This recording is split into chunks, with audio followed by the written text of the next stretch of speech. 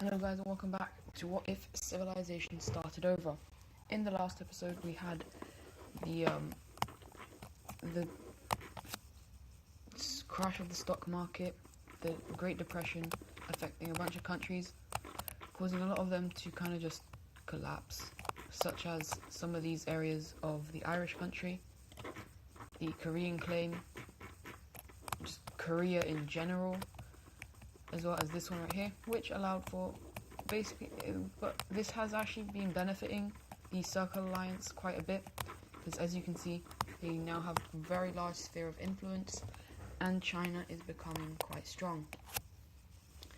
Now, the Great Depression is still kind of bad, but it's not as bad as it was before, and so some countries, such as the Red Team, such as Russia, such as the Brown Team, such as the French country, are all kind of doing better and better. And so, yeah.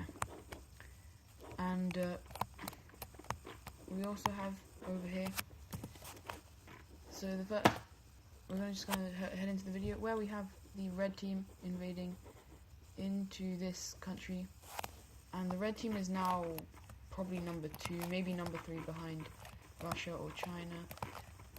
I'll do power rankings after this, but basically they invade into this country, and we have Russia joining in on the invasion, and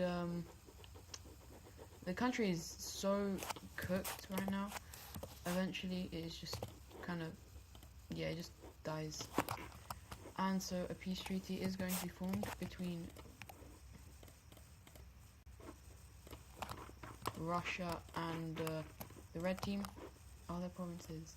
No. So the Red Team is going to take the southern bit of it, which looks something like that, and Russia will take the rest.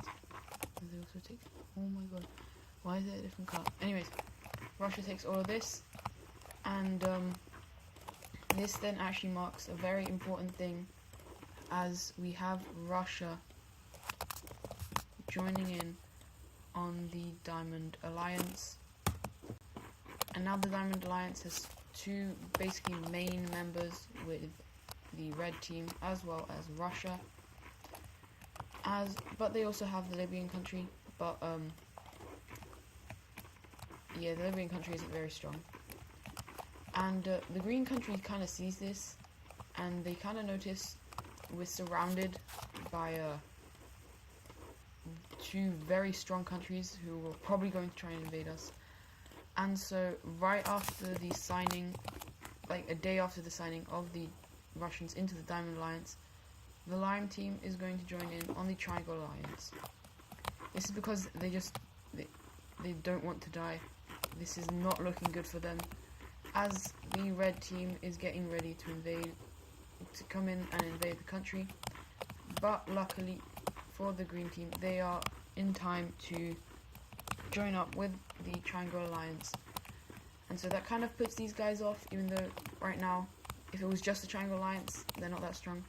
But with all with their members basically, which is the Yellow Team, the English country, as well as Ireland, then these guys could probably have a little bit of issues, especially as the Green Team is kind of having friendlier relations with the Triangle Alliance, because of basically the Red Team has really started hating the Green Team because of their claim in Australia, and they're saying all colonizers are bad, you are bad. Even though they were good friends just before this, they are going to kind of start beefing very much again.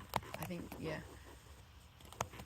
The Green Team is really kind of confused, but they're starting to accept it, and they are starting to beef right back with the Red Team. Anyways, this bit of Siberia, it is time to fill it. I can't be staring at this blank bit. Yellow Team is gonna have this claim, which looks something like this. The Orange country is gonna have this claim,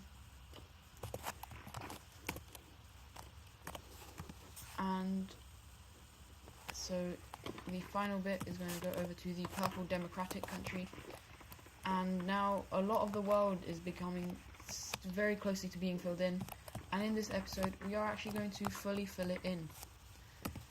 The South American continent is fully discovered, with there being a treaty proposed about the division of this land, where the yellow team, oh my god, gets that land. The French country is probably going to get some of the most amount of land. The Great Depression is not really hitting the colonizers as badly as it was before, especially not these South American countries, because like, why would it? They don't really interact with many people, and so for now they are completely fine. Oh, they are completely fine right now. And then the last bit is going to go over to Brazil. So now South America is fully filled in, and heading over to Australia, where, as I said, it's going to be fully filled in. New Zealand is discovered, as well as these islands out here. And then some crazy people are going to fill in the discover the outback. I think that, yeah, outback. And then we're going to have a treaty, which is basically the last treaty of division of unclaimed land, where the green team gets this. The Chinese country will get some of the most amount of land, with something like that. The French country is gonna not take much from the areas around the blue country, but they will take quite a bit down here.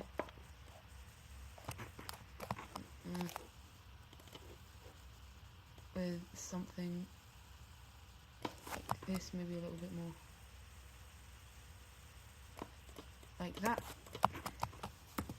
The blue country is going to take all of this, and the rest of it, can you possibly guess what country this is going to go to? It is, of course,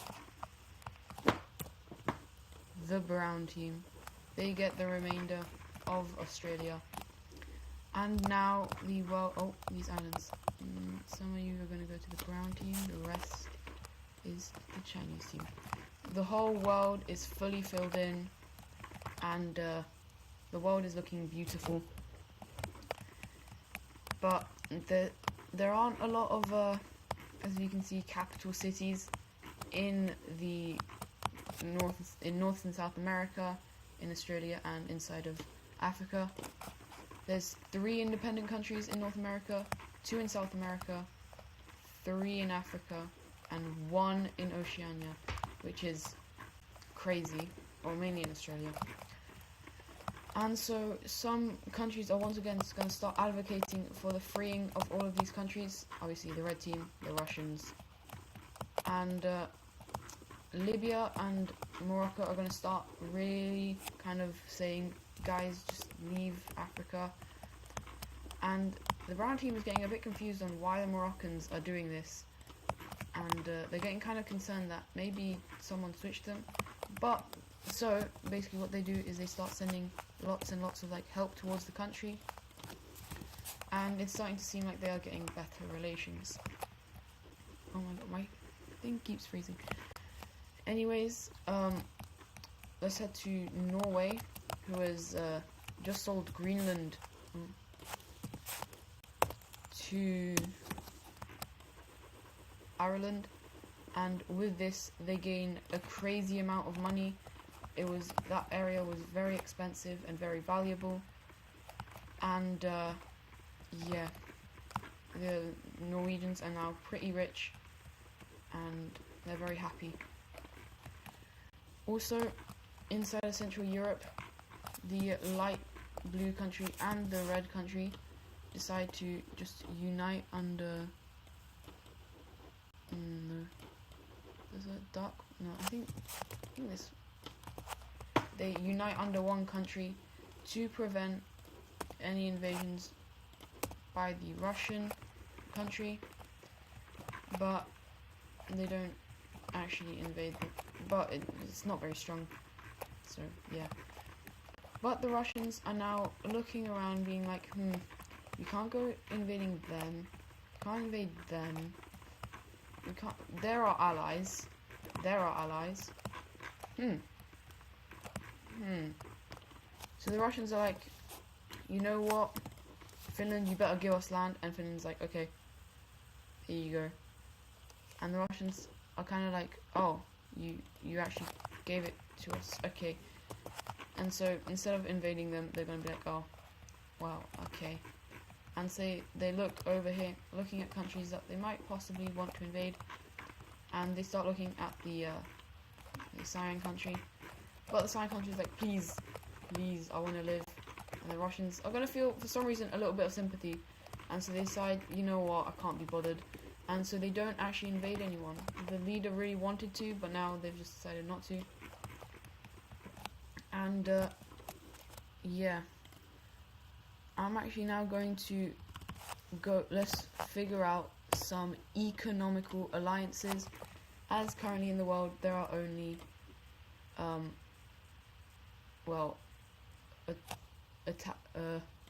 war alliances. And so the first economical alliance will actually be started by the green team. You cannot see that. Oh my god. It will be started by the green team if I can. Okay, I think I have to give the green team a little bit of a lighter color.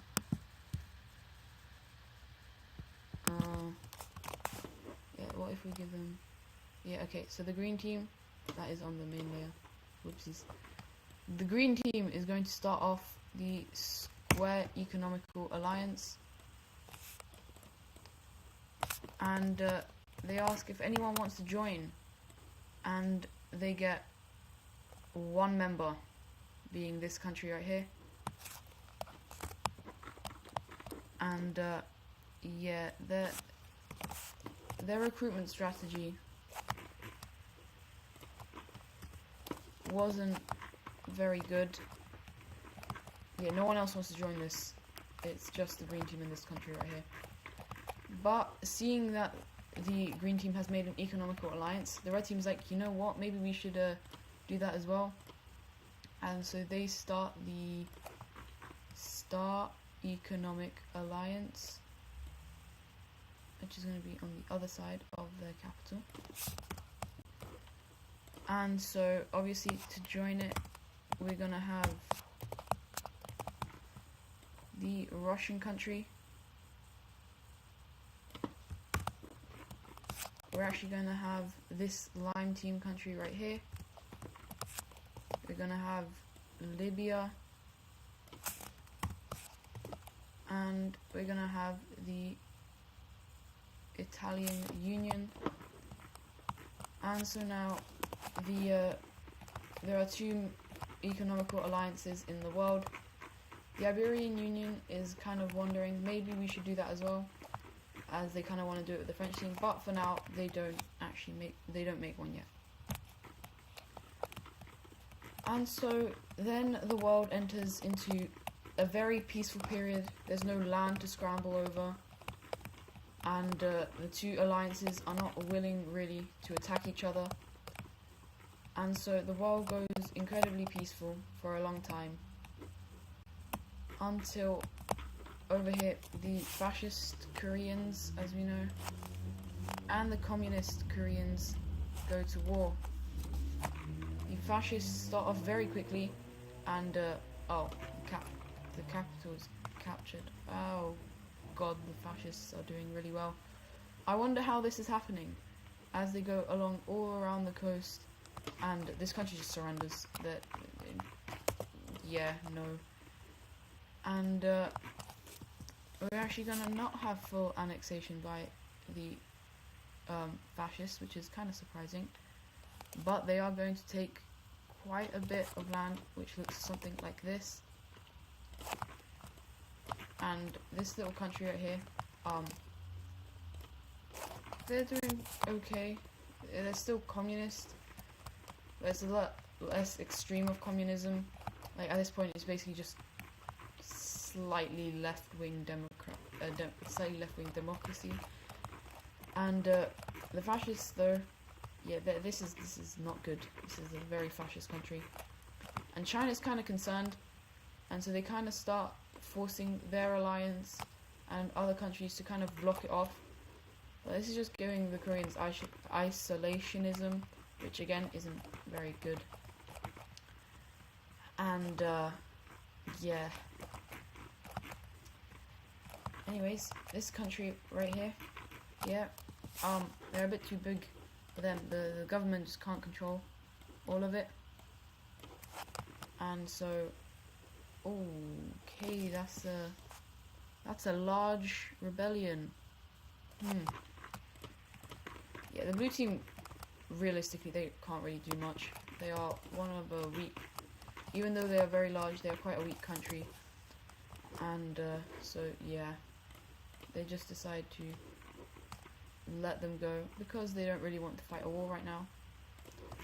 But they do actually join up with the Square Economical Alliance because they kind of need the money. And so finally the green team manages to get another member, but they actually get a third member, being the Sri Lankan country, I think. Okay, hold on. Oh my god, I hate let's just quickly give them the thing. Okay, and let's go see. Yeah. What? Why is it not?